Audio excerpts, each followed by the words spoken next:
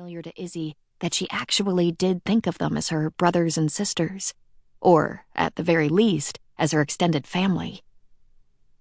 However she defined them, she felt an intimacy with these people that never touched desire, thank God. There were 9 couples, and then Izzy, who came to the group alone. The others assumed she would meet someone, eventually marry, but Izzy had not considered it. There was something more important at stake, Dr. Grind always reminded them. They had to be fluid and open and no longer dependent on the expectations of their former lives before they had come together. In this cheery, brightly colored room, Izzy tried to focus, tried to ignore the creeping feeling that she was not just hungover, but was actively ill, in danger of, at any moment, throwing up on her shoes and ruining the moment. She willed herself into a position of strength, which was her greatest talent. How she steeled her weaknesses into something that could protect her and those around her. Dr. Grind finally appeared, a weak smile on his face, as if his own happiness made him embarrassed, just in case other people weren't in a good mood and had to witness it. He was dressed in a white short-sleeved dress shirt with a red tie, gray slacks, and gray running shoes. It was a good look for him, his constant uniform. It wasn't so stiff as to seem scientific or egg-headed, and not so rumpled and absent-minded that she worried about placing her trust in him. He was comfortable and clean. He looked much younger than his 34 years, childlike but serious. Was it any wonder, as he shuffled into the room, that Izzy was possibly in love with him?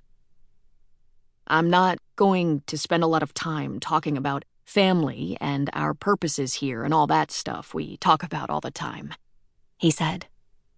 Julie, who was also showing severe signs of a hangover, started to cry, and both Dr. Grind and her husband quickly leaned over to comfort her. She apologized, gathered herself, and the doctors stood up again to address the group.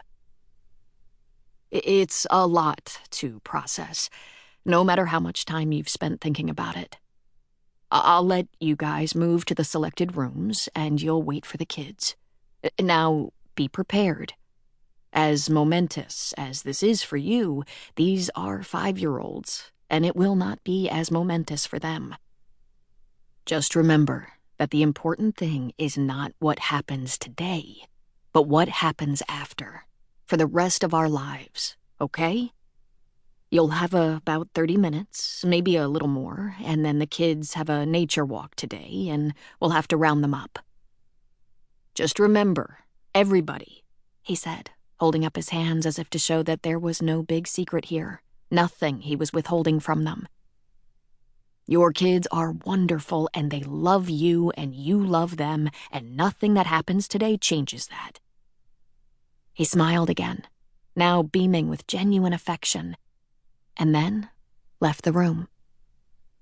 This was the power of Dr. Grind, always making meaningful speeches, always radiating kindness and capability, and then striding out of the room and leaving them alone again. The staff met up with the adults and started leading them out of the classroom.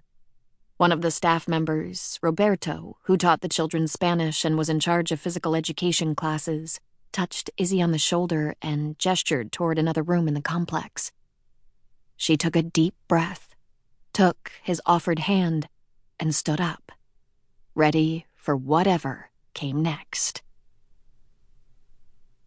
She was in the dining hall, the big room empty and echoing. They had been instructed not to bring gifts, no pictures or candy or anything that might distract the children from the moment. But she wished she had something in her hands, something to occupy her nerves. Of course she had seen him almost every day, had hugged him, had rocked him to sleep. But it would be different now. It would forever be different, and yet, hopefully, the same as ever. She wished, not for the first time, that she had someone with her, a partner. Then, immediately, she shook off that hope. She wanted this moment just for herself, as it had always been. No one but her. The door opened and Roberto looked in.